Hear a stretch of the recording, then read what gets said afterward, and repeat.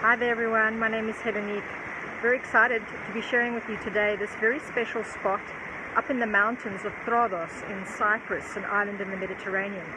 We have one of the fewest rivers here on the island. In the background you can see it running behind me, beautiful water coming down from the mountain.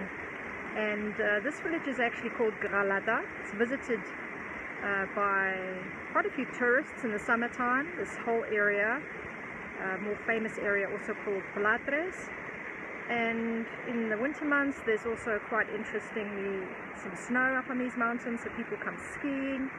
And I thought I'd share this with you because I wanted to talk to you a little bit about one of the famous poets, Rumi, who actually points out something very powerful, a universal truth that I thought is worth mentioning. Since we are now here near this river, we can become inspired to think about the words of Rumi, who writes a poem to talk about the transcending power of being able to go beyond all judgment. In one of his poems he says that there is a place beyond the river of right and wrong, and he calls to the reader to meet them there. Very powerful universal truth, which we know shows up in Buddhism, shows up in psychological therapeutic processes, and in fact now through modern research we can actually research brainwave states and states of consciousness. And these studies show something that the ancients have always pointed to and referred to, is that in fact the mind reaches a very specific level of awareness and specific level of integration between opposites. The concept of death and life, for example, that the dualists, Descartes, Plato, and many other ancient philosophers debated, point to this idea that we're trying to understand these opposites in our mind, but when we can manage to integrate them, the complementarity of opposites, in other words, when we can actually complement our concepts that seem to be opposed in the beginning, and we can actually find the complementarity of them, much like the symbol of the yin and the yang, it points again to this universal truth, like the words of Rumi, beyond the river of right and wrong. We actually have the ability to integrate a much deeper meaning about how things work in the world and how our lives unfold with a deeper understanding and wisdom when we understand that every concept or every state of being has its complementary opposite.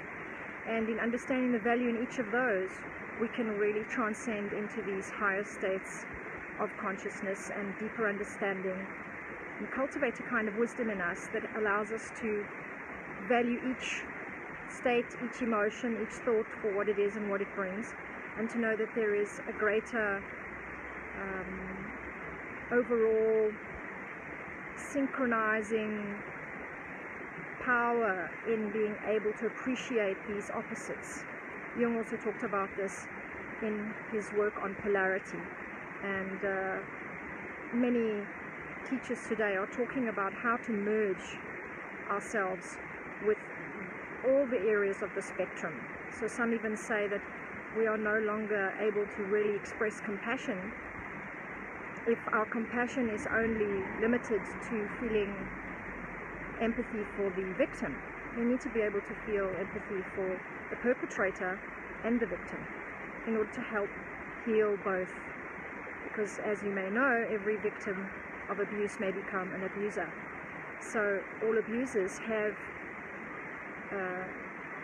in their history some form of victimization, which means it's not enough to just feel sad for someone who is helpless. We need to understand how to have compassion for those who seem powerful, but actually also inflicting harm then on those that are powerless.